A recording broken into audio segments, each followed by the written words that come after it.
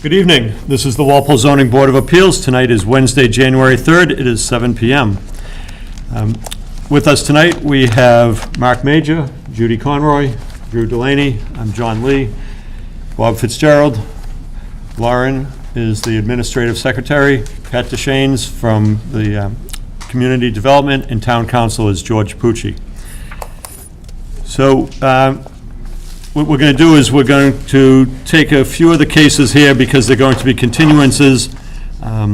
Case number 23-21, this is KIG Silver Strand Walpole. This is the 40B development for the Gilmore's site at 1015 East Street. The applicant has requested a continuance to, what is the date on the continuance? January 22nd. Okay, continued until January 22nd, and did they give an extension of time, or is it not No, necessary? not with that one. Not necessary? Their deadline is January 31st. Okay. So that's at the request of the applicant, could I have a motion? Oh, sorry. I'm sorry. No. It's close. That's okay. What's that? It's close. Their deadline is close to the 22nd.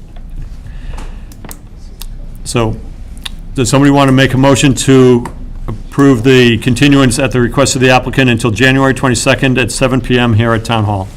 So move. Moved by Drew, Second. second by Bob. Any further discussion? And I do note that it is close, but that should give us enough time. So, okay. All those in favor of the continuance, please say aye. Aye. Opposed, abstained, so carried. Okay. And voting tonight will be the 5 members that are here. Next, we have Wall Street Development Corporation for 9 and 15 Pinnacle Drive. I see Mr. Petrosi is here. No, is Mr. Petrosi here? No. The applicant has requested a continuance for that case.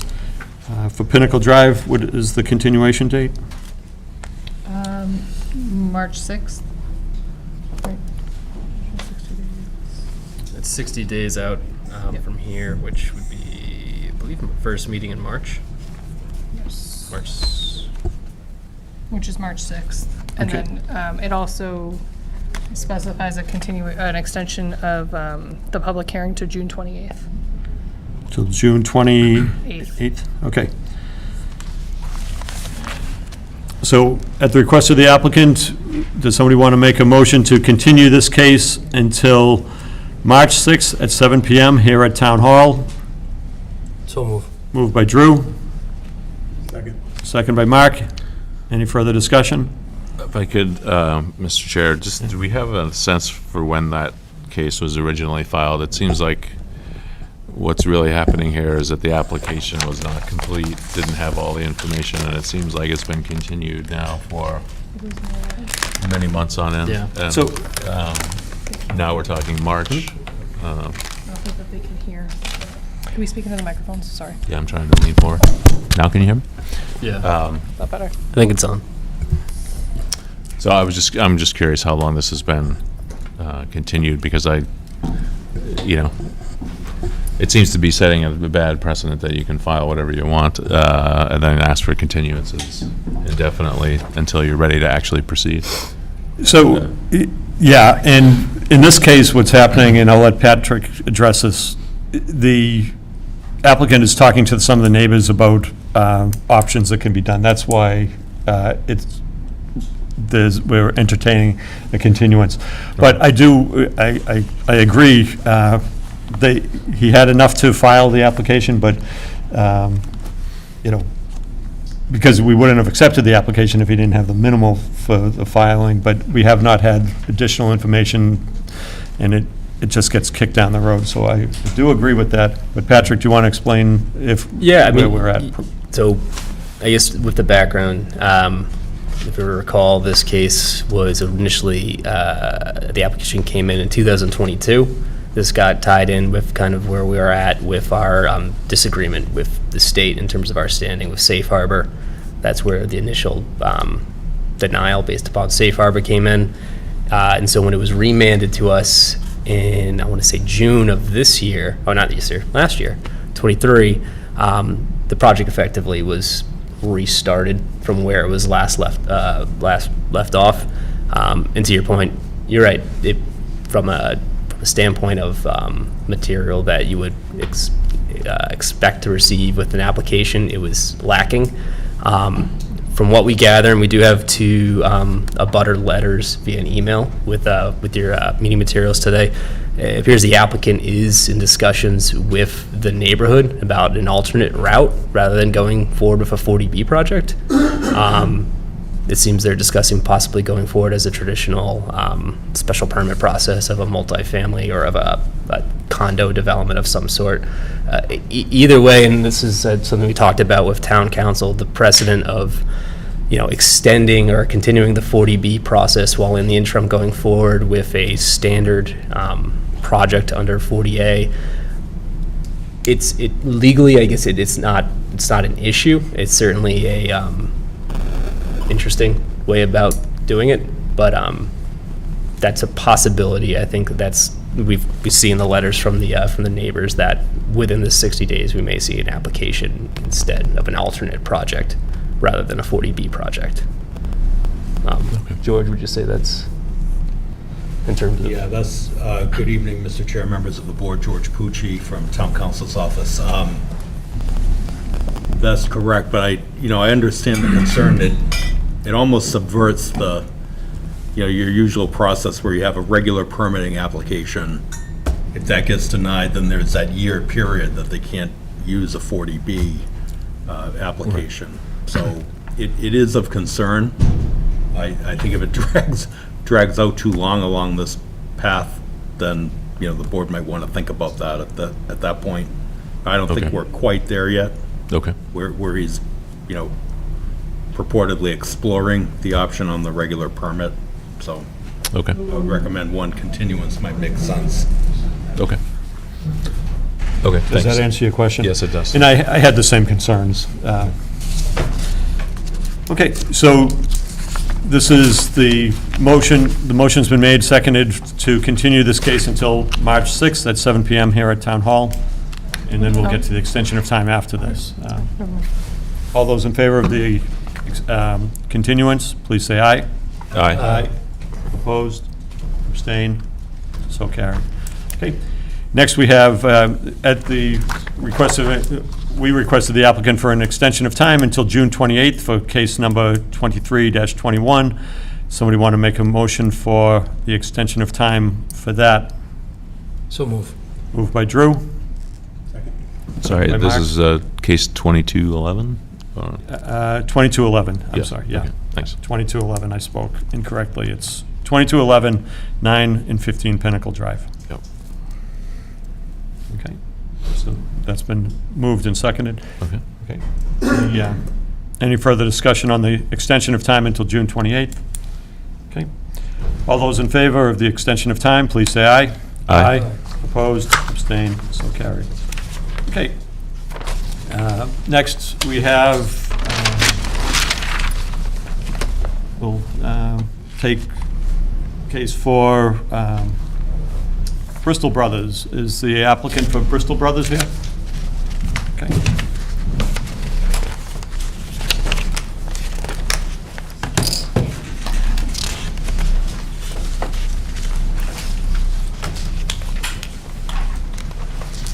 Thank you. Good evening. Scott Golding from Jerome Toccio and Morgan for Bristol Brothers Development Corporation.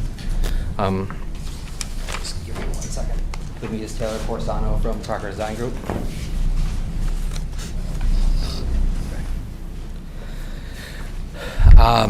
I know the board was previously here. Jeffrey Toccio from my office had been here at a couple of hearings in 2022.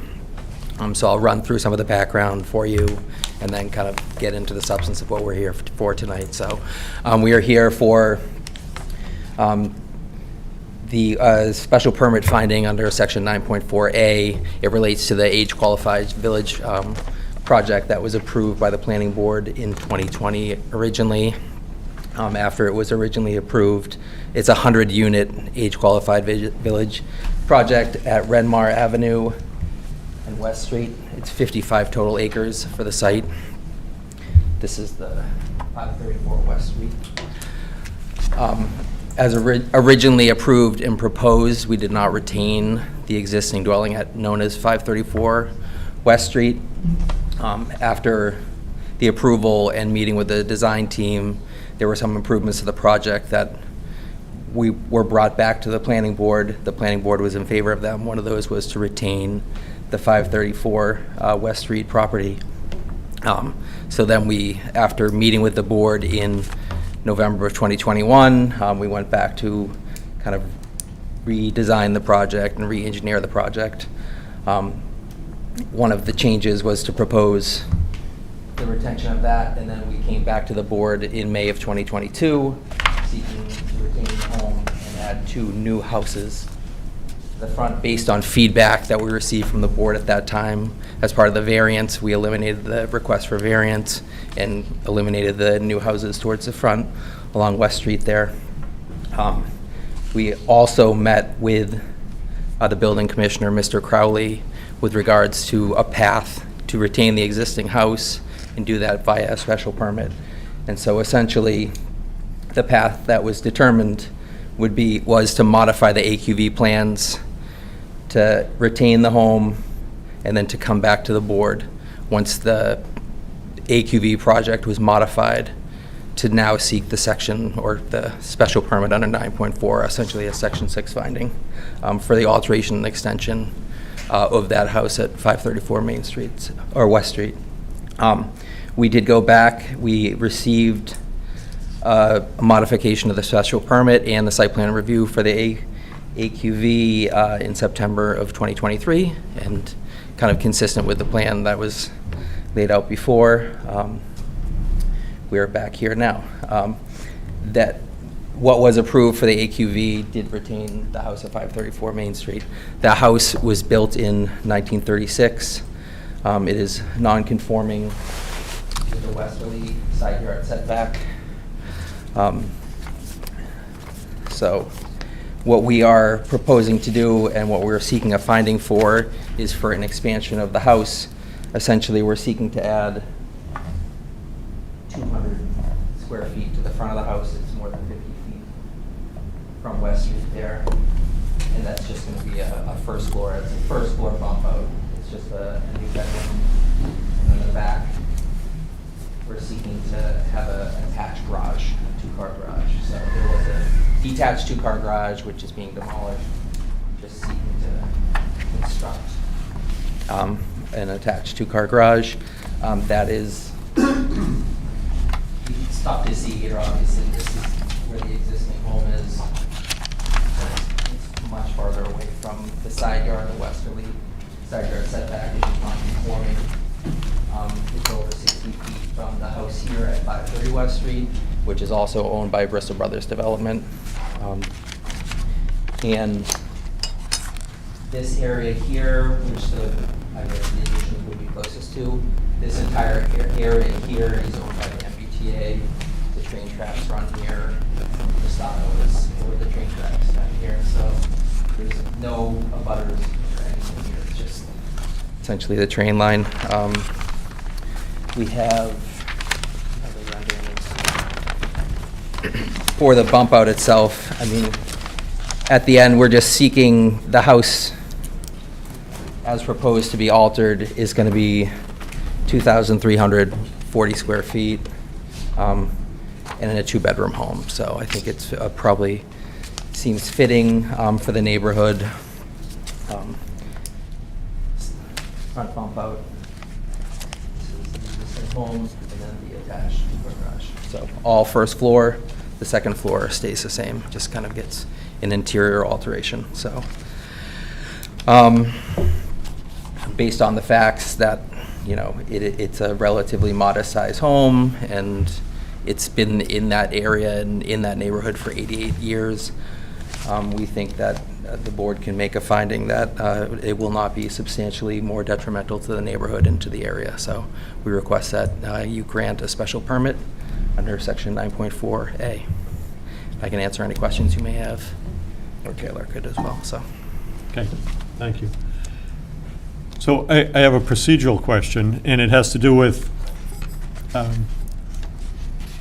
I printed out the bylaw, so I've read it over, and I just want to walk through the process of how you got to where you are now. Okay, You came to us before asking for a variance, correct. and that wasn't looking good to get a variance, so you withdrew that and came back, and you went to the planning board, and did you change the plan of did you change the plan of record? Is that what happened?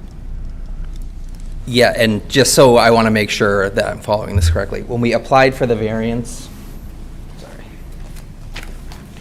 the variance was, we were seeking relief to retain the existing home and have an addition on that, as well as 2 proposed new existing detached dwellings here. That was what was withdrawn without prejudice, so we were seeking the variances for those, especially, certainly for these. We would have needed, we did not, after talking to Mr. Crowley, since at home, he believed at the time we needed a variance because the AQV plan didn't show the house to continue to be in existence. So essentially, he said, if you can modify the plan, the house has been there since 1936. If you can reestablish it on the plan, it existed, it had been continuously occupied the entire time.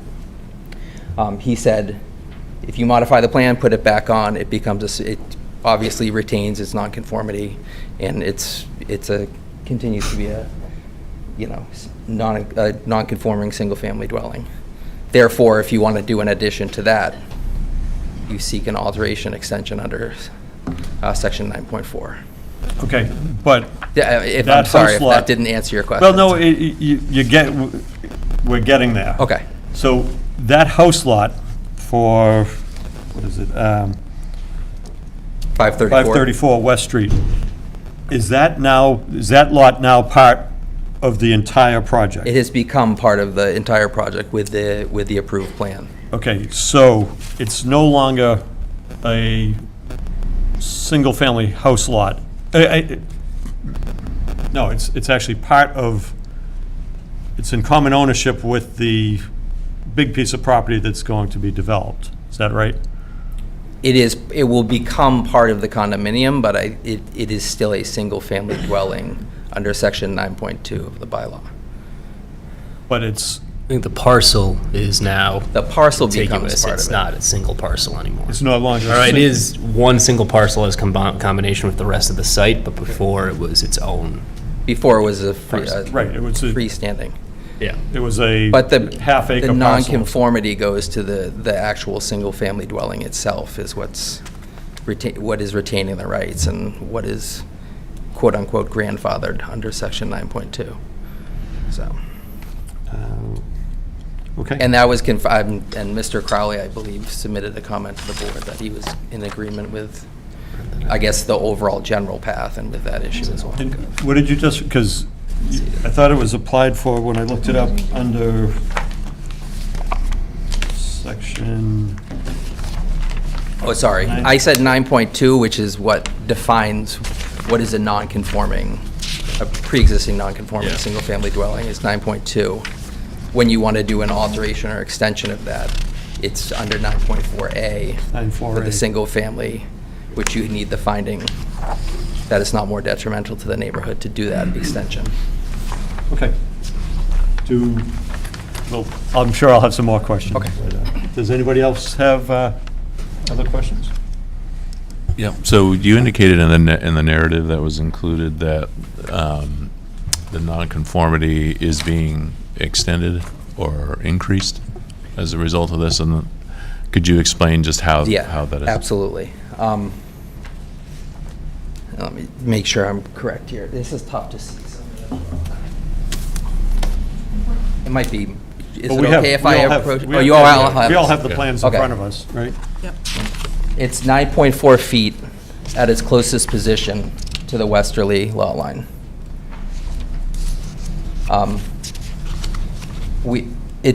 The addition or the proposed alteration addition is no closer to the it does not make it quote-unquote more non-conforming dimensionally to the lot line. it's the addition of, I guess, footprint within what would be the required setback that requires the finding under section 9.4. But as far as, because it's within the setback, that we're expanding the footprint. But it does not get any closer to the actual lot line.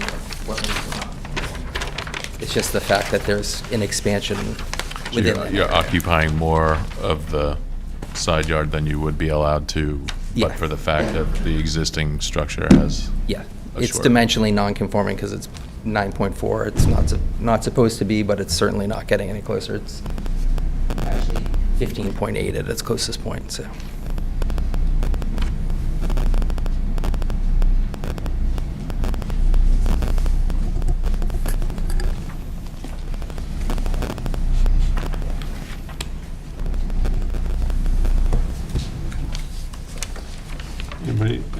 Anybody else? Another question, as shaded in blue on the proposed alterations, the first floor, it's not just a bump out, it sort of wraps around the existing house, front and side a bit? Sorry. Yeah.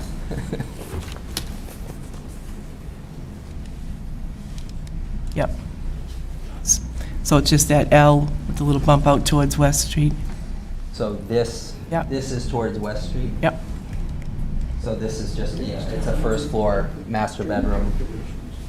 This, at its closest point, it's more than 50 feet from West Street. Okay, So and it's so you're not- within any sort of setback there. And your side, the side setback, that's, you're not going, you're not making it more Where there is no non-conforming, encroachment into the staying setback. the 9.4 feet. This is actually, this point here Yeah. is where it's at the 9.4. That's the This is 9.4. the non-conforming Okay, so section. you're not going into that, Yeah, the lot line is here. Yep. No, we're not going any, we're actually up 15.8 here. Okay. That's the closest position. Then the garage is obviously much farther right. back from this non-conforming setback. And, then and, west is here, like I said. and so conceptually, the addition, the proposed alteration to the existing home is going to look quite a bit like the new builds. Yeah, sorry, and I should have mentioned that, No, I yeah. knew- The yeah. intention is to actually, and we work with Mark Romanowitz, who I believe was supposed to be here, but Okay. it's going to match what's going to be part of the AQV. All of those units are going to kind of have So a, even though the house has been there since 1936, it's going to have the appearance of a newer home. it's going to get a blend with facelift. what's coming in. Correct, Okay. and it's going to blend with the houses that are going to be interior to the site. That's fine, thank you. Okay. Anything else? Just a question for me. What's the plan for the house? Is it going to be occupancy like just the rest of the development, or is it going to be used for a special purpose? It'll be occupied, it's all age qualified, so it will be occupied by, obviously, persons who are 55 years or older. And it will be a two-bedroom house, like I said before, so. Okay. Is the driveway proposed to go off your property and into the actual dwelling? Is that what this drawing shows? It doesn't go,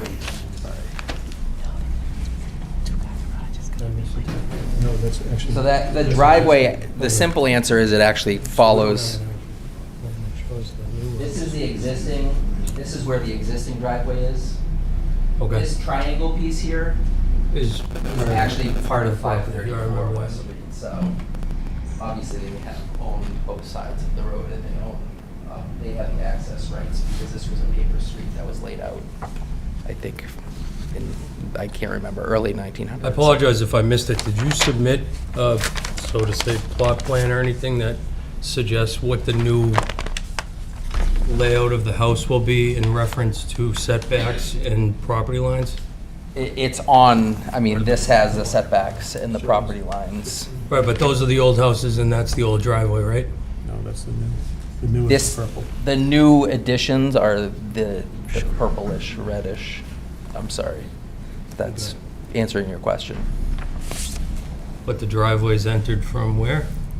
If this is the It new one? comes, This is the new one, right? Am I missing that, or? Yeah, that's the one. It doesn't show the driveway entering these properties on the new drawing that you say? Taylor can probably answer that question. So if I'm understanding your question correctly, so the existing driveway curb cut this is the existing driveway today, and the curb cut was here. So we proposed to close off the curb cut, and it has a new curb cut now and connects into the existing driveway to go to the garage. Okay, the That existing interchange. driveway is off your property though, is that correct? Today. Okay, that's what I was getting Yep. to. Okay. Thank you. But it follows the paper street, which they have rights in, so, Okay. yeah. That's, okay. Okay, unless any board members have any questions, I want to open this up to the public. Does anybody from the public want to comment on this application for the Bristol Brothers site on West Street and Renmar Drive?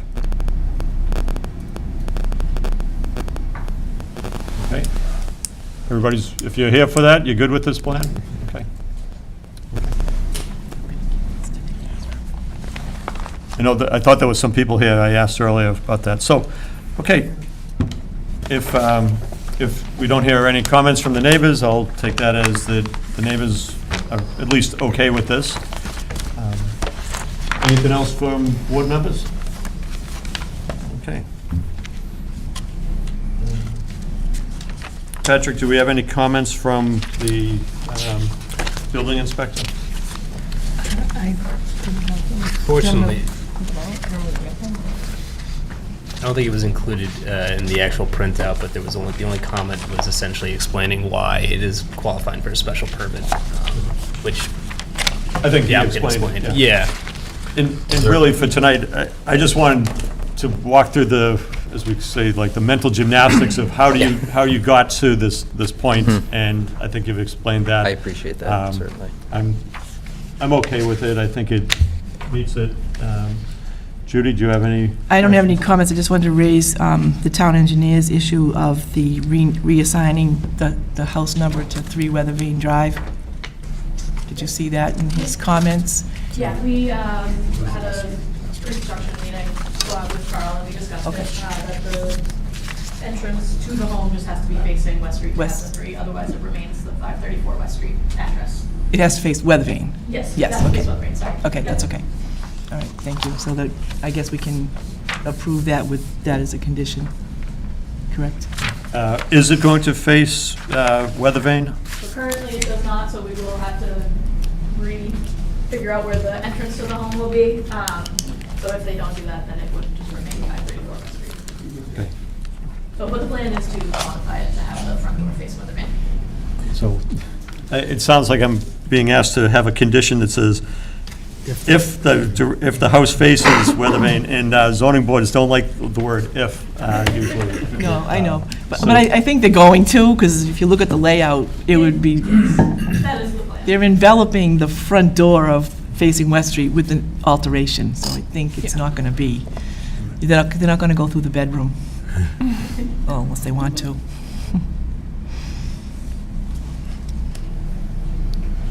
I'm just have.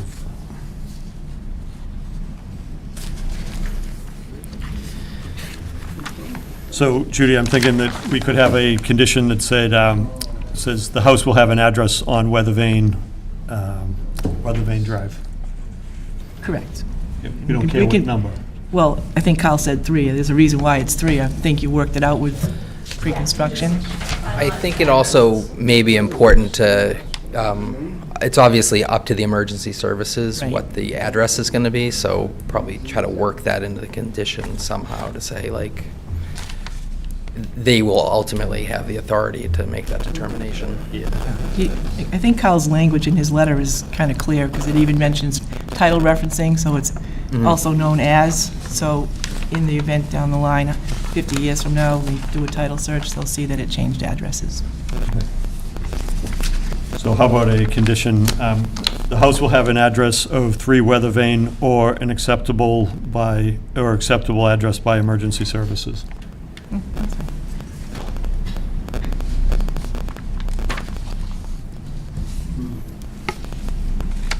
Okay, any other conditions for a special permit? There was one from the health department, just about complying with fast track requirements for the stormwater bylaw.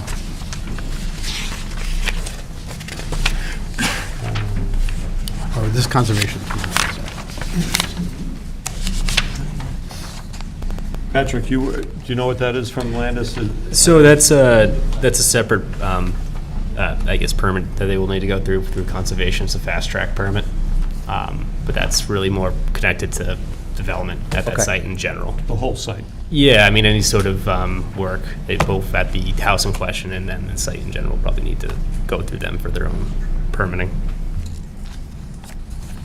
Do you know if you've applied for permits with conservation?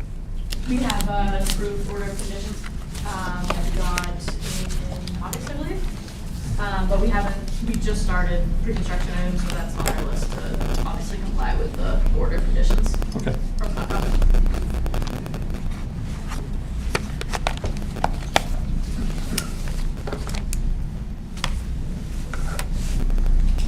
I think the comment from conservation, though, is outside the wetlands. If I'm reading it correctly, it relates to the town's stormwater bylaw as opposed to the Wetlands Protection Act. Yeah, so we went through an extensive peer review with Concom to comply with the stormwater handbooks. With the and, bylaw. the Wetlands Protection Act, if that answers your question. Well, the stormwater bylaw is our own town bylaw, not the, It gets peer reviewed by conservation to Right. make sure we adhere to those Okay. standards. Yeah. I just want to make sure we're not mixing up the stormwater bylaw with the stormwater guidelines or handbook, which is different, which is a state issue. I gotcha. Yeah, I mean, the comment, I think, is more general in the sense of the development, whereas I guess what's being asked is for, a pre-existing non-conforming single family, so, Okay. yeah. Are you comfortable with that? Because we could also just add the condition. I just wrote down, another condition would be, shall comply with fast-track requirements of the stormwater bylaw. And that way it's covered. Yeah. If, I think that would be great. anything else? Okay. So it looks like we've got two conditions. Did you get those Yep, down? I did. Okay. So do you want to close the hearing at this point? Yes, please. Final chance for comments from the neighbors, if anybody has anything to say? Okay.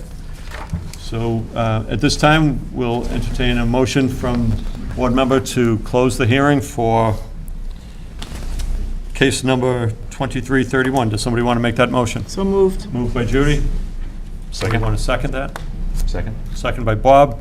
Any further discussion on closing the case? Okay. All those in favor of closing this request for a special permit, please say aye. Aye. Opposed? Abstained? So carried. Okay, now for the actual approval of the special permit under section 94A, we have two conditions that have been put forward. One, that the house will have an address of 3 Weathervane Ave or acceptable address by emergency services. And the second condition is, it shall comply with fast-track requirements of the stormwater bylaw. Does anybody want to add any other conditions? I'd say standard conditions for roof drainage or anything like that on this. Anything else? Okay. Does somebody want to make a motion to approve this as stated with those two conditions? So moved. Moved by Judy, Second. second by Bob. Any further discussion on that? Okay. All those in favor of approving case number 2331, please say aye. Aye. Aye. Opposed, abstained, so carried. Okay. Good Excellent. luck, good night. Thank you all very much. Okay. And I see coming right in now on cue is our peer reviewer. So I think Judy, are you going to recuse yourself from this case? Okay. So the next case we have is for Darwin Lane. This is case number 22-10, Wall Street Development Corporation with property located at Darwin Lane for a comprehensive permit under Mass General Laws 40B. This is to allow the construction of 28 home ownership, non-age restricted condominium townhouses in 6 buildings on approximately 3.44 acres. So last time we were here, we talked a lot about the water issues, and we had the peer review go through this, and fortunately, we have tonight with us, we have Sean Reardon from Tetra Tech, who did the peer review. And Sean, do you want to, good evening, Mr. Hey, Petrosi. how are you? Thank you. Happy New Year Hi, how are you? so far. Happy New Year. So, as you were mentioning, we did, since our last meeting, we've had revised plans that have gone through, reflected from conversations or a meeting that we had, I don't know, several weeks ago to address comments between the peer reviewer and our site engineer, John Glosser. So I think we just received the review tonight or today, so I would presume that we go through the review of the comments, most of which have been addressed. So I'll leave it up to Sean, however the board wants to review his letter. He can go over them item by item if you want, other than that. So I think the best way to do it is, as I reviewed the letter, a lot of the small issues have been addressed. And it says right in the peer review's very detailed letter, things, a lot of things, comment resolved, a lot of them were comment resolved. But there's a lot that's still out there that has not been resolved. And I think that's what I want to talk about tonight. Right. Is these issues that have not been resolved and what you need to do to get the information so these can be resolved. Yeah, there are two reports that are in progress. Because the revised plans and the revised stormwater management had an impact on those reports. We expect that they'll be available to us in the next couple of weeks, so we'll continue this meeting after tonight's meeting, and hopefully those reports will address the issues that have been raised in the peer review report. Okay. Relative to the protection of the water resource areas and so on and so forth. So it's sort of like a bouncing back and forth between the plans and the reports. They need to reflect the same information. So the drainage report changed a little bit, the plans changed a little bit, the amount of impervious surface changed a little bit. So those all are factors in the evaluation and the analysis of the Water Resource Protection District. So those will all be, they're in the process and they'll be forthcoming.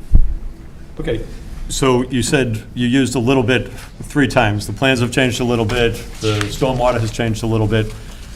I think I'm going to let Mr. Reardon speak on this because I think there's a number of items that aren't a little bit, it's significant. It's just a matter of interpretation, I guess, so. Well, that's why we have engineers. Yes. So with that, I'm going to ask Mr. Reardon to come up, and can you hit some of the key points? And first off, thank you for your work on this. And we saw that a number of the issues have been resolved, and if you want to address a few of those, that's fine. But the ones I think we really need to talk about is the issues that you feel are still hanging out there. Yeah, the only reason I want to touch on the things that have been resolved is just to give credit to John. I mean, really good work, really thoughtful responses. A lot of good design came out of the revisions. So, I want to make sure that's clear. That being said, I mean, this is a tough project. It's pretty dense. So obviously, there's not a lot of flexibility to deal with anything, and it heightens the sensitivity for any missed issues. So, to that end. One thing I just want to clarify real quickly, I didn't know that a stormwater report had gotten submitted, so I didn't have a chance to review it, so you'll see in my comment letter a reference to not having seen a revised stormwater report. I have that now, so I'm not anticipating there's a lot of issues in it, knowing John's work, so I just want to make that clear that that's not something that the applicant missed, that's something I missed. That being said, to sort of address the outstanding issues or the new issues, because there are some changes that I think sort of spur some additional discussion. First and foremost is we still haven't, and Lou addressed this, we still haven't seen anything justifying the board allowing an exceedance of the 15% impervious coverage. So right now, the project is about 3 times the maximum allowed under the as-of-right development. So we talked about this at the last meeting. We need, the special permit requirement specifies that a bunch of material needs to be submitted in order to prove to the board that they're justified in granting any exceedance of the 15%. To me, that's a lot of bit. That's not a little bit, right? That's going to be a pretty heavy lift, and we plan on spending a lot of energy looking at how they're justifying it, because, in our mind, a special permit is for a minor exceedance of the 15%, not a 3 times authorization of it. So, something we're going to look at pretty closely and are anxiously waiting to see. Then the other issue is, there's still really no usable open space on the site. I mean, every square foot of that site is either slope or stormwater management or a house or a driveway. That's something that the board's going to have to consider in any decision that they make, is that literally I'd struggle to find a place to throw a baseball, right? It's literally everything is occupied. There's one place where the back of one house is 20 feet off of the front corner of another house. So it's tight, right? And you just want to make sure that we're adequately communicating to you that in our mind, there's a section that describes in the original application about the recreation space that's being provided. There's really nothing out there. So unless they sort of come up with creative ways to add some connections to other open space or things like that, but right now the plans don't show any of that work. They have done a sort of a creative sidewalk coming in, which is, if you look at their section, they're proposing just to pave an extra 5 feet and just stamp it with like a pattern. In our mind, that's not a sidewalk. A sidewalk for us has to have a vertical distinction between the travelway and the pedestrian route, i.e. a curb. So in our mind, there's no way we would recommend to you to approve a walking path that's essentially an extension of the travelway. It's just, in our mind, it's not safe. It's not a hard fix, but something that we wanted to make sure that you guys were aware of. They in response to our comment on the last submittal, which was they had a whole bunch of curb literally bounding every driveway, which we thought was sort of a little bit excessive. So we said, consider removing that curb. They've gotten rid of all the curb on the site except the curb in the front entry. Not the end of the world as far as we're concerned, but it does create issues when your grading defines a gutter at that pavement grass edge, because it means all the water goes right to that joint and flows along that joint. It's like rife for erosion and problems. So if they are going to get rid of the curb, then we'll probably have to look a little bit closer on how we revise that drainage to make sure that we're not creating a problem at that edge of pavement. Snow storage, they did a better job. At least the areas that they show right now are usable and accurately reflect the space that they have. There's no calculation providing whether or not it's sufficient enough for the space. It's pretty light, right? There's a lot of pavement out there. When you think about just the number of driveways and the asphalt, they're going to be struggling with places to put snow. So just a reality that I don't think has been addressed yet. It's gotten better, but I still think it's going to be a challenge. And it's a function of the density, right? If they had 4 less units, maybe they'd have a little more space for snow storage. They did remove the visitor parking, so that originally in the last plan set, I think they had like maybe 6 or 7 visitor spaces. In terms of a total parking count, they got tons of parking out there, right? So every unit has 2 garage spaces and two driveway spaces, so 4 spaces for each unit. But really, a little bit different than visitor parking. So if someone comes to the site, probably a chance that they can park in the driveway. But if someone has a series of guests, there's really not any sort of comfortable place for people that is easily recognizable as sort of non-resident parking. Whether or not they put it, I think that's up to their sort of decision-making. But we just wanted to make sure we call that out as a pretty significant change. One of the things that I was struck by is a lot of light poles. So Darwin Lane right now, as far as I can see, has 2 light poles on it. One at Queens Court and one at the end of the cul-de-sac. This project proposes 12 light poles. I think there's probably going to be enough light just coming from the units, because obviously they're pretty close. There's going to be enough light coming from windows and things like that. I'd ask the board to consider whether lighting is even necessary, because it's just there's quite a few of them, and it just takes up available space. So if there's some consideration for that, I think it's worth a discussion. We did ask for, under our old letter, because they have a lot of slopes on the site, and they're all at 2 to 1. 2 to 1 being is that the slope is, for every foot of vertical grade it changes, it's 2 feet, so the ground slopes at a particular range. In our world, in our engineering world, a 3 to 1 slope is maintenance-free, no-brainer, you can mow it. Anything steeper than that, in this case 2 to 1 is steeper, requires some attention to make sure that it can stay stable, that grass is gonna grow the way it is. It's just a higher risk, and it's harder to maintain. So what we typically expect to see is something that addresses how are you gonna treat these 2 to 1 slopes to make sure that they're stable, and to make sure that they're gonna, stay that way for as long as they need to. But that information hasn't been provided. And then one thing that came up in the conversation during our site walk, we walked the site with Lou, was, there's about 4,600, I think, cubic yards of excess fill that are required. So this is a net fill project. They're gonna have to bring material in to establish the grades that they're proposing.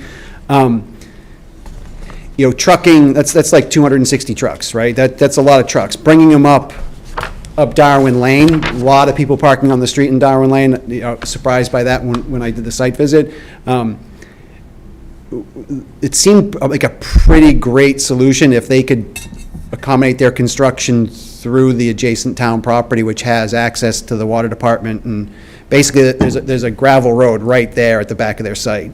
If they could figure out some way to affect construction from that side of the project, as opposed to doing it from the existing Darwin Lane side, it certainly would be a whole lot different experience for the neighbors, and I think a lot safer if it could be done that way. And then in closing, there was a little bit of awkwardness in the traffic report where the traffic engineer for the project recommended a certain traffic calming measure. We questioned whether or not it was really necessary. They came back and proposed alternatives. In our mind, we're looking for the traffic engineer to state whether or not traffic calming measures are required, right? Because it's a safety issue. If their opinion is that traffic calming measures are necessary, they need to state that, and they need to suggest what it takes to solve that. If there are multiple ways to solve that, then they just need to put them to the board and say, well, you can pick. But we want them to clearly say that if traffic calming measures are required, then say it. If they're not, then say that. Because it shouldn't be the board's decision to decide whether or not traffic calming measures are suitable or warranted or required. It also shouldn't be ours to sort of direct them what to do relative to traffic calming. We have our opinions, but we're not the traffic engineer. So what we'd like them to do is just say, okay, well, if you think the speed hump that you originally proposed is unnecessary, state it as such, and say you're not doing anything. But if there's something you want to do, put it on the proposal and say this is what you're going to do, and we'll comment on that. But that's pretty much it in a nutshell. For us, the issue is, this density is proposing impervious at 3 times what the current zoning allows. It's right on the edge of the zone 1. So we're kind of at a standstill with regard to anything. We'll keep an open mind, but until we see documentation supporting why that's acceptable, you have to understand that given that there's no other place to store things, no other place to put things, no other place to do things, the logical progression is for these kind of activities to extend towards the zone 1, right? Because that's open, that's unused, that's where things are going to go. And I don't know what things they're going to be, right? But it's just if there's trash, if there's stuff that gets just thrown out a back door or left, it's going to happen in the zone 1. It's not going to happen on this site because there's no place to put it. All right, and that's pretty much it. Okay. Thank you for your comments, Mr. Reardon. Thank you for your review.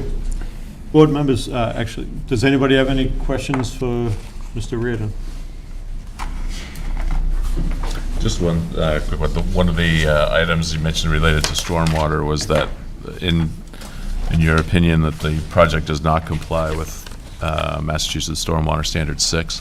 That's a demonstration that you're expecting to see that it does comply, or whatever package of information you're expecting from the applicant, not Yeah. just that standard, but all the other items you mentioned. I think that's in reference to the Stormwater Handbook has a requirement that if there are any water protection district requirements, in order to comply with the standards, the handbook in the stormwater standards, it has to comply with those water protection regulations. In our mind, they haven't complied with the protection regulations because they're exceeding 15%, and they haven't provided any justification for a special permit. Okay, thank you. It doesn't presume that they can meet that standard, but you know, Right. at present, they haven't. Okay, thank you. You had mentioned in your report that the 82-foot cul-de-sac, as opposed to an 88-foot cul-de-sac? Yep. How significant of a safety issue, I guess, would it be when you have 7 driveways as well entering that cul-de-sac with minimal separation between each? Yeah, I don't think the added driveways is sort of a needle mover. I think the having space, so if you think about it, you're driving a car, you need a certain amount of space to turn around in, right? If that space is constrained, it serves you a little bit less. You know, you might have enough room to park your car in an 8-foot stall, but certainly a lot easier to park it in a 9-foot stall, right? So I think that's the case we're at right now, which is, you know, the 88 feet is there for a reason, because that most likely represents a comfortable geometry for emergency vehicles. There's really no other reason to have 88 feet, right?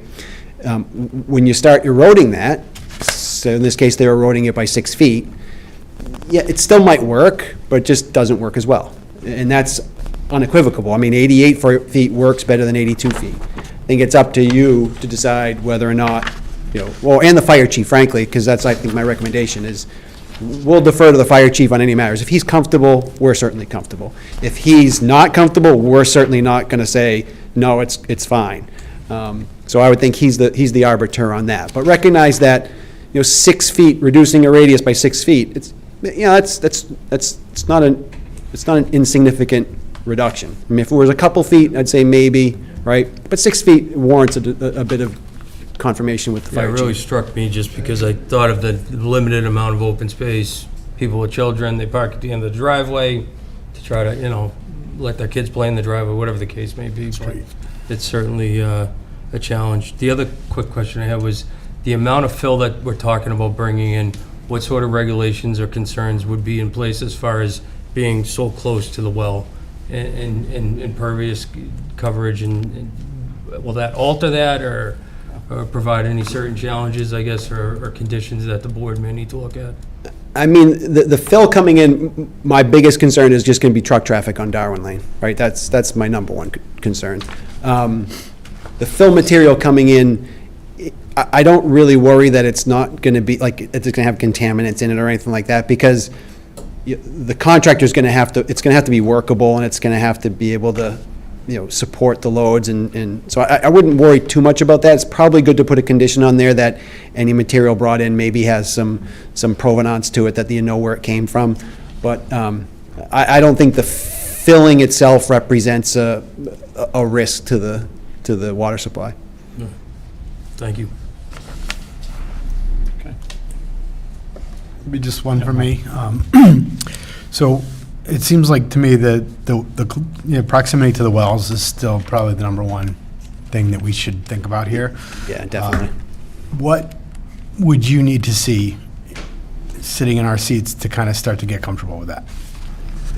I mean, it's listed in your regulations. There's a bullet list of 6 or 7 different things that must be required for the special permit granting authority to consider issuing a permit. I mean, especially with the density that's being proposed, because Start there. what's one of the Right.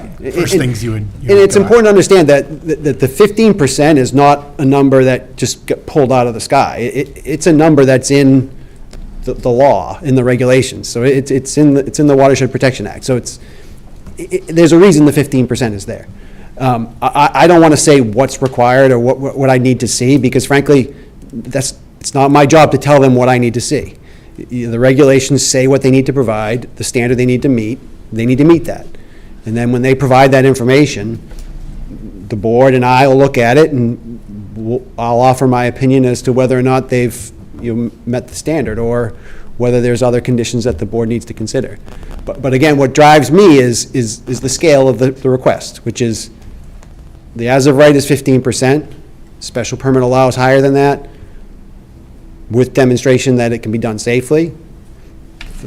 We haven't seen anything to support that yet. Once they provide it, even if it's just a statement on the back of a napkin, we'll respond to it. But I'm hoping it's more than that, so we'll see. Does that answer your question, Mark? Sure. Well, I think what he's talking about is the items that are actually laid out in the regulations. Yeah, I think that's where my head goes, is we haven't seen it either. So we're wondering, what do we need to see even to feel good about this? And there's a list of reports, obviously, but, I'd say just knowing what the density is being proposed, I just don't know if we're going to get there. I share your concern. Okay. Anybody else? Questions on this? Okay. We have a number of people from the public. Does somebody want to, any neighbors have any questions or comments on this?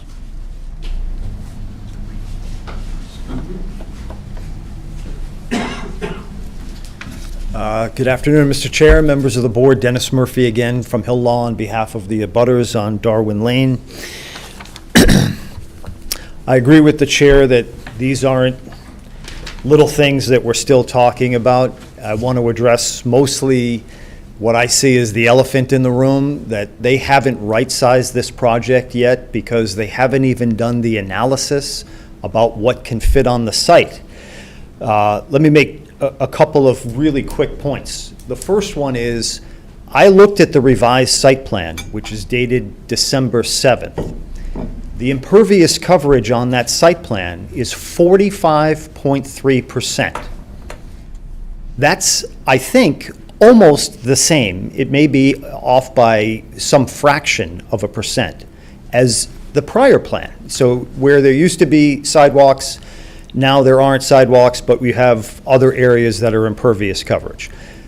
As I mentioned at the outset, under your own bylaw, you only have discretion to allow up to 40%.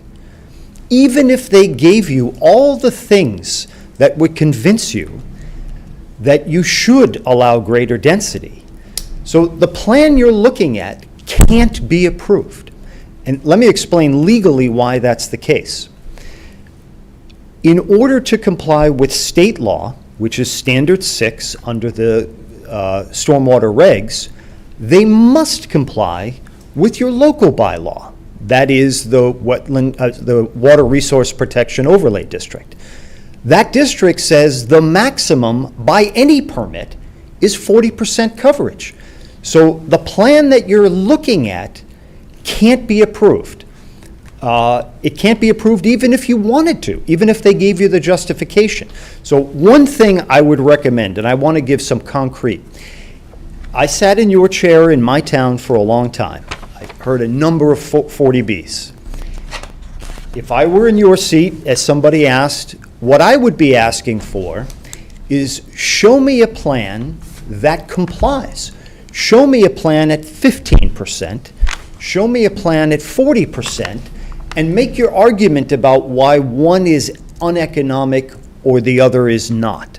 But don't show me a plan that's 45% coverage that I can't approve, even if you submit evidence and data. So that's the first point I wanted to make.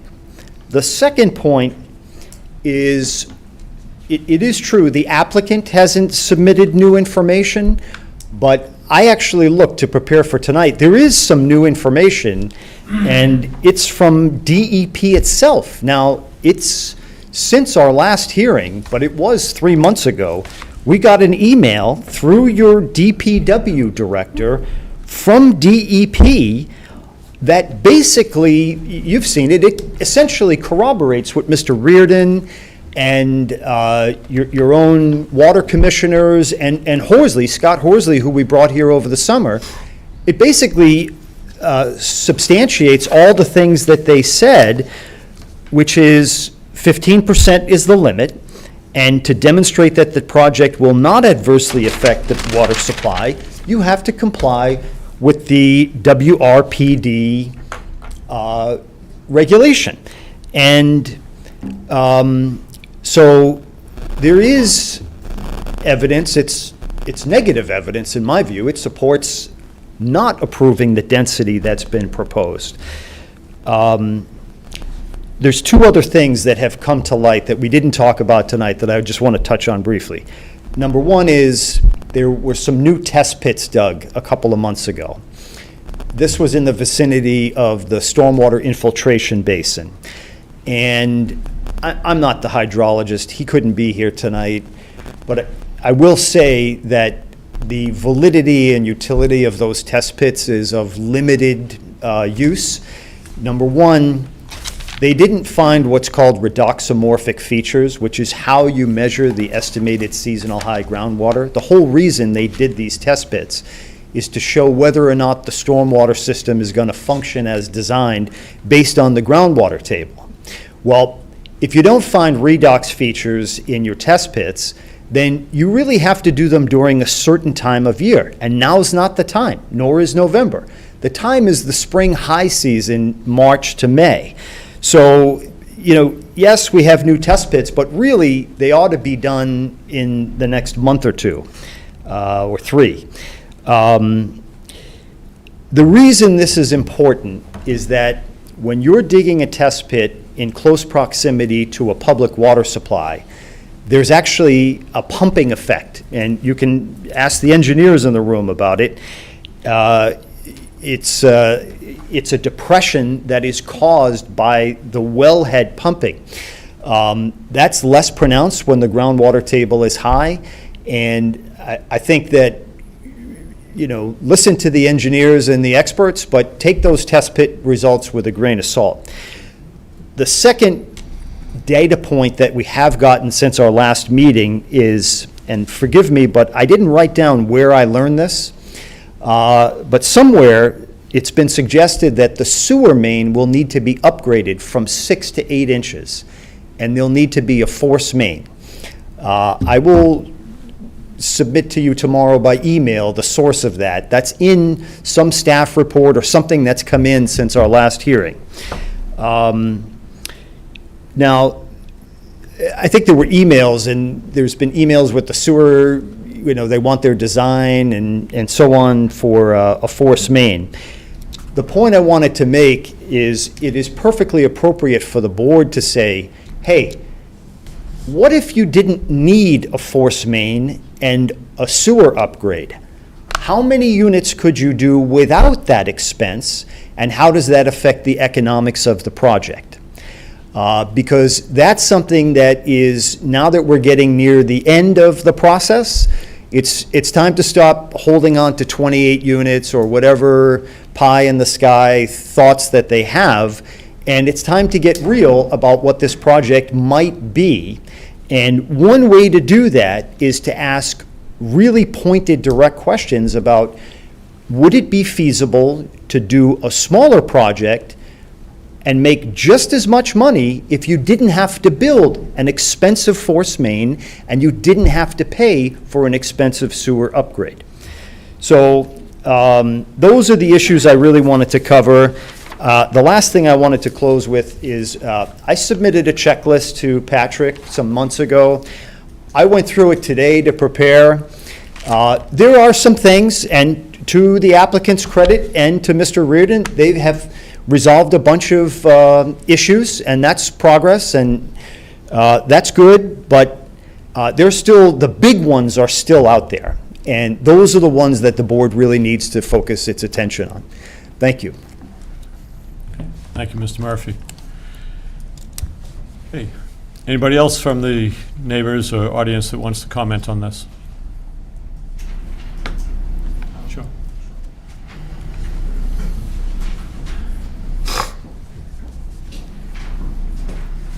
I apologize, won't be as prepared as last time, but I really just had recently a chance to kind of look over some notes that were sent to me, and then take some notes. Could you just identify Yep. yourself? Sorry, Joe Perlon. I'm a resident of the town. Here is a representative of my dad who abuts the proposed property. And I looked at the notes to see what I could see, and I'm not an engineer, and I don't have a background in this. My background is law and crime. It's not engineering and environmental protection. So when I read this, I tried to just interpret what I could, and then come in tonight and listen carefully to what I understood was going on. So my first concern is the elimination of visitor parking to create snow storage. The first thing I think of when I see that is the invitation, the immediate invitation for illegal parking. You eliminate visitor parking so that you can facilitate storage of materials in off-seasons. That means that any place, anybody's going to have visitors. In a property of this size, multiple people are going to have visitors. In the summer, people are going to have cookouts, they're going to have parties, they're going to have birthdays. They're going to have, we're a deeply religious community. The odds are that you're going to have some kind of a religious thing, like a baptism or a confirmation or a bar mitzvah. You're going to have events that more than one person in that property is going to have guests over, and invites that parking to either go up Darwin Lane. I don't live there, but if I lived there, I would be opposed to the fact that parking all of a sudden started to regress up my neighborhood because the property couldn't facilitate their own guests. The other piece being that people now park in what's been delineated as no parking areas. Well, what does that cause? That immediately impedes the ability of emergency vehicles to get in and out safely into a property. So when I see that visitor parking is removed, I look at that from a public safety issue, which is what I do. And I say, well, this is an invitation, in my opinion, and it's not an expert opinion. I'm not suggesting I'm an expert. I'm just suggesting what I have seen in my lifetime. It invites illegal parking, and that is a problem. It is a problem, especially if the fire department has to get in there with their big trucks. And the trucks are getting bigger in town. They're not getting smaller. The town has gotten several new trucks. They just had to put a new door on the fire station down East Walpole because the truck was too big for the building. Trucks are getting bigger. They're not getting smaller because we're getting bigger buildings in Walpole and we're getting more housing in Walpole, so that the fire department is adapting to the growing community. So with the bigger vehicles, the bigger equipment, you have to be able to get them in there. If you have illegal parking in the off-season, and even in the winter, who's not going to have a Christmas party? Who's not going to have a New Year's party? And if those areas are delineated for snow removal, but there's no snow, we had no snow this year, and those areas are filled with cars that shouldn't be parked there, and then you have a heater fire. That's all it takes. And you see them in communities all over the state. A heater fire, an apartment goes up, and then that ladder truck has to get in there into that property, and he can't get in there and he can't maneuver. It's a problem. And it's not a problem for the town, it's a problem for the people living there. So we're not just advocating for ourselves. One would suggest that's selfish. You have to also have the foresight to look at who's going to be living there. And if we can't properly protect them with our public safety efforts, then we shouldn't allow them to live there. So that's my first concern, is the parking issue. My next issue is the walking path and sidewalk issue. I looked at that and I thought exactly the same thing that I'm not sure who I heard up here mention it, but a sidewalk is a community standard. And Walpole is fantastic for a number of things, and I can say this, I've been here almost my whole life. And community standards are a thing that this town doesn't really seem to shrink on. And to kind of try to cheat the process of getting something in by putting a walking path in versus a structured sidewalk, it's cheating the town. And I find that a disingenuous attempt to get around this board. And I take offense to that, because a taxpayer that relies on you people to uphold my community standards, the standards of the town of Walpole, to suggest that it's a difference of opinion in what a town standard is It's not a difference of opinion. The town has standards for a reason. We're the town of Walpole, and we represent ourselves a certain way, academically, culturally, certainly with the manner with which we allow this town to grow and develop. And I looked at that, and I was frustrated and angry when I saw that, because it's exactly what I thought. This is a developer trying to cheat the process, and it's disrespectful, not to the people here on Darwin Lane, it's disrespectful to the people of the town of Walpole. That's my thought on that process. The next thing that hit me was the dirt coming in, and this was the big one for me. Because my eyes, when I prepared my last presentation for you, I have my whole life been on Eleanor Road. Whether I was living there, staying there temporarily, over there 4 or 5 days a week, over there on the weekends, playing in the woods as a kid, playing there with my niece and nephew. Eleanor Road is my home. I know that area intimately. I know the woods. I know the projects that have tried to go in and encroach on that town forest over the years. All denied, all to protect the water supply for the town of Walpole. And that access road that comes in, the only things that go up and down that road are DPW trucks and NSTAR. And STAR goes in there to check the power lines and make sure that the power structure grid going across that is properly cleared. That's the only thing that goes in there. There's no motorcycles allowed out there, no ATVs out there, no snowmobiles in the winter, strictly prohibited to have any type of other vehicle out there. To suggest or think that bringing truckloads of dirt in there through that access is not a risk to the water supply. It's non-native soil. If I have learned anything in the town of Walpole, both from my dad's yard, my dad trying to do things, and a couple of my friends who own property around town who encroach on water lands, there are restrictions on cutting trees down, restrictions on planting trees, restrictions on types of fertilizer you can use. Washington Street, where that gate is, where those trucks would come in, and I'm assuming that you're talking maybe 100 trucks, 200 trucks, I don't know how many trucks it takes to bring that dirt in. What's falling off the side of those trucks? Where is the dirt coming from? But when you come through that gate, I have walked through that gate, through that pathway from that side of the town forest. Oh, I used to skate every winter on the DPW pond. I have walked that little road there thousands of times. From the path, you can see the water supply. You can see the water. It's right there visible. So if there's stuff falling off of those trucks, it's non-native soil. If we restrict the ability to cut trees in that area, if we restrict the ability to plant stuff in that area, if we even, my understanding is that the town's even restricting the amount of salt that it can put down on the road down there because it's right over the water supply, then to think that you could use that as an access to bring in hundreds of tons of non-native soil from wherever, how do you test that? I don't know how you do that. And then say to the people of the town of Walpole, maybe you don't test it because maybe that's something that's impractical to do. But then how do you say to the town of Walpole, the people, we let this happen and, oh God, that dirt came from here and now we've got a water supply problem. And I don't think that that's something that, I don't believe it's something that the board wants to entertain. I know it's not something that the neighbors want to entertain. And I bet you if the town in its entirety understood the process, I don't think it's something that the town would want to entertain. Water is we call it water rights, but it's our privilege because it's our responsibility to protect it.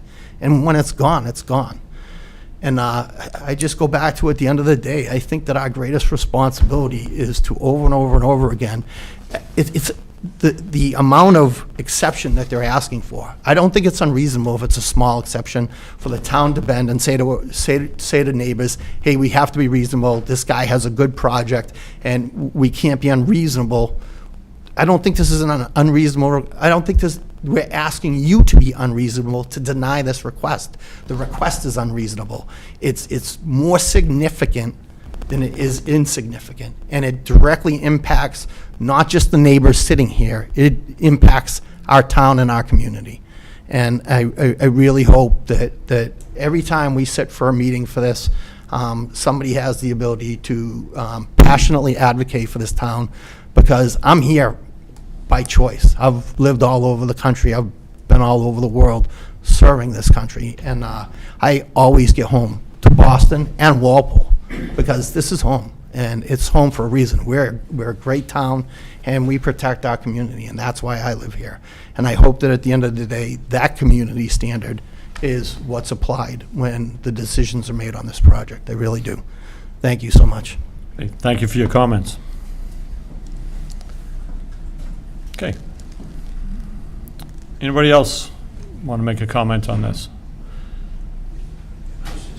Okay. Tom White, 20 Darwin Lane. All I'll say is the density of this project, the property is not consistent or does not align with the property there, and the density and the size of this project is just, it's not even close, especially if you're within that close to the water. Yeah, I just, that's just my comments. Those are the 2 points I'd say. Yeah, maybe something's gonna go down there, but 28 units with, you can't throw a baseball and have any recreation, and you're gonna have your water aquifer down there, and you're gonna take the risk of doing that because it's outside the 400 feet to 425. It just doesn't make sense to me. Thank you. Okay, thank you. Okay. Okay, board members, any other questions or comments at this point? So I think the way to go forward on this is, Mr. Petrosi, there's some, I think the term was used, heavy lifts. There's a number of items that need to be provided to show how this can be done and done correctly. Yes. So I know you've submitted the stormwater plan, and you've just got the peer review comments today. So I think we need to get a lot more information from you on this. Well, I don't want to disagree with everything that you've said, but obviously I will. What we'd like to see is the peer reviewer look at and review the stormwater management report that's been revised. Unfortunately, he didn't have a chance to get to it. And we anticipate that at the next meeting that we'll have, in advance of that meeting, the reports that you're referring to that are so-called heavy lifts. The bylaw is pretty specific as what needs to be provided. None of that in that bylaw is a heavy lift in our opinion. So we'll provide that information. We'll continue the hearing, if the board's willing to continue the hearing for 30 days. And we'll submit the information that's being requested 2 weeks prior to the next meeting, and give the opportunity to the peer reviewer to review it. And then we'll see what happens after that. Okay, we have town council with us tonight. Mr. Pucci, these items that are required for the board to make a decision, I think it's a difficult position for us to be in, trying to assess these without having all this information. Is there a way to compel the applicant to provide those, or what are the options the zoning board has? Yes, that would pretty much be your option, is to continue to a date certain, ask for the information that's been identified, in advance of that hearing, have a chance for the peer reviewer to look at it before the next hearing, and pretty much be ready to close the hearing, really, in the next session. Have that discussion and see what the state of the information is at that point. If he hasn't satisfied the applicable standards, then you'll have to act accordingly on that. It would behoove the applicant as well. He's not under the obligation to respond to third-party comments, but it would be advisable that the applicant be cognizant that there are comments being submitted by project opponents, including an expert, Mr. Horsley, that the applicant would be well advised to try to respond to, because even though those experts are not your peer reviewer, it's still a rational basis if you end up looking at that information and choosing to credit those opinions that are being provided. So basically, you are at the point, because this was sort of identified last time at the last public hearing session. Right. And you're really at that point where you need to have that information, you need the peer reviewer to assess it, and you need to act on it. So I would say one more round and have dates certain that it's going to be submitted, peer reviewer can look at it, and then have that discussion at the next public hearing session. I don't think you have much more to discuss in the context of the public hearing at this point. Okay. Okay. So, what's the next proposed date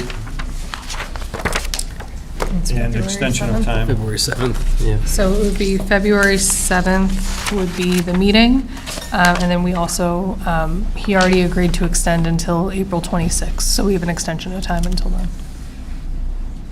Yeah, so I don't really sense the urgency for, as town council would suggest, that we have until April 26th. I've extended the board the ability to continue the hearing up until April 26th. I don't see where all of a sudden this becomes a sense of urgency that you need to Well, close it becomes at a the next sense of hearing. urgency because we've been going at this and we're asking for information. We want to be able to make an informed decision. We've had the peer reviewer look at it and says, you know,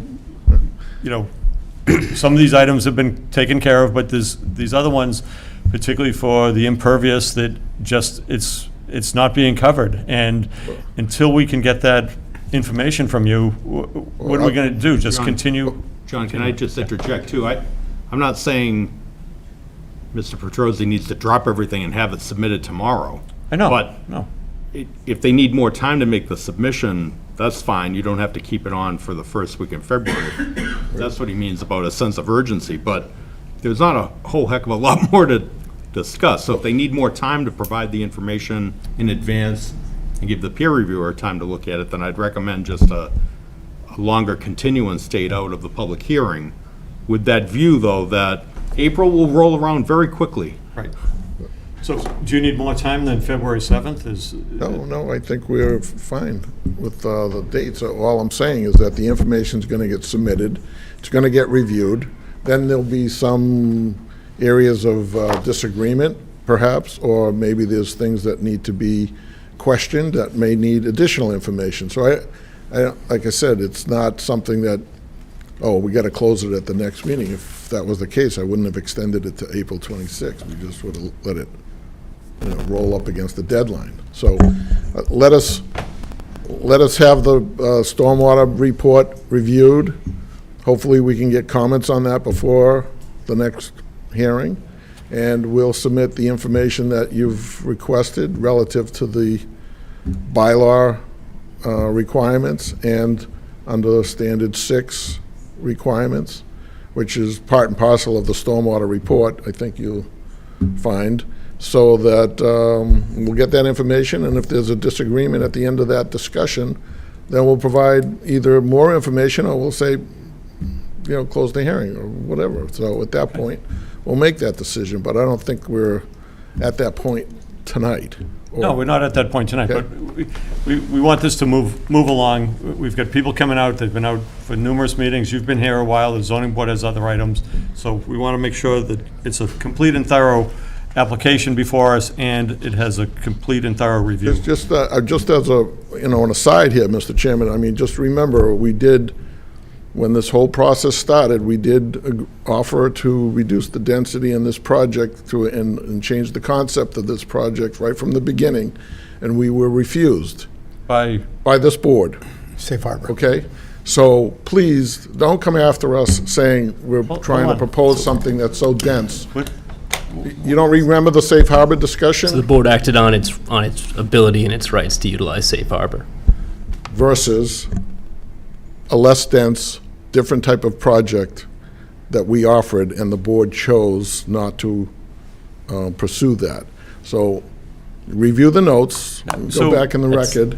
And So we invoked safe harbor. I mean, we're talking two different things. You can go back to that other application anytime you want, but I'm not going to, but I mean, I'm just saying, we've also had part of the other record. opportunities here that the board had a choice at that time to not invoke safe harbor in exchange for a less dense project. And the board chose to go into a safe harbor position that, quite honestly, was not even practical for that to happen, but you did do it. So don't come back to us after the fact and say we're proposing a dense project and we're not considering other options. We did consider the other options. We were rejected, plain and simple. So that's where we stand, okay? So Are we just using this as a Negotiating chip. punishment, I guess? Yeah, like- Or are we gonna try to look at performance standards? I mean, Someone has a right to that's kind of a utilize stunning- safe harbor. That's a stunning statement to make on the record. it's not considering how things go. So what we're talking about right now is continuing until February 7th. Anything about safe harbor or things that happened in the past or other plans that have been proposed, that's not what we're talking about right now. We're talking Well, about the I should application. interject that's on though, the table. John. That is a stunning statement, because if you're saying you do have another project and you're able to meet the standards that have been raised, and you're not submitting them to the board because you want to punish the board for having invoked safe harbor, it's going to be relevant to your decision-making in it. Because it kind of begs the question, is there a much better economically project viable. that can be proposed? Yep. So it's kind of a problem, having said that. But So, I mean, it is part of the record, so we do have a previously proposed project that was sent out there, but we can look at that, And I just want to, just looking at the calendar, that February date will roll around very quickly. Peer reviewer has to have a chance to look at this stuff before your February meeting. In the event that, your further discussion on that date leads to, that it's worthwhile to have further submissions, then you have basically one more potential public hearing date after that. Before then, you have to then close the public hearing and deliberate on that decision. Right. So you've got really two substantive hearing sessions. And as you said, you can't have a situation where you're just continuing for the sake of continuing, dragging people in every time. I agree. It's a problem. Right. So and that's why, that's my thought, that February 7th, we'll see where we are, and then if we've got the information, then we'll move forward on that. Okay. And that's with your guidance also, Town Council. Okay. Okay. Anything else from the board? Okay. So, does somebody want to make a motion to continue this hearing until February 7th at 7 PM here at Town Hall? Moved by Drew. Second. Second by Mark. Any further discussion? Okay. Town Council, you available that day? I am. Okay. All those in favor, please say aye. Aye. Opposed, abstained, so carried. Okay. See you folks on February 7th. Thank you. Excuse me, Mr. Chairman, did you folks already discuss the Pinnacle? Yeah, we continued that. Continue. Oh, you did? Okay, because Yeah, that was the first thing we did at 7 o'clock. oh, okay. I would have been here for that if I had known. Hey, thank Of you. course, no problem. Thank you. Thank you, Sean. You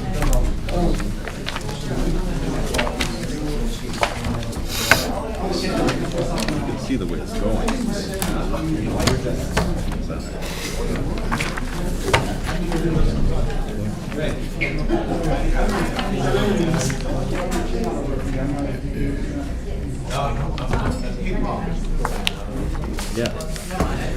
Okay, so we do have minutes to go over, minutes from December 6th.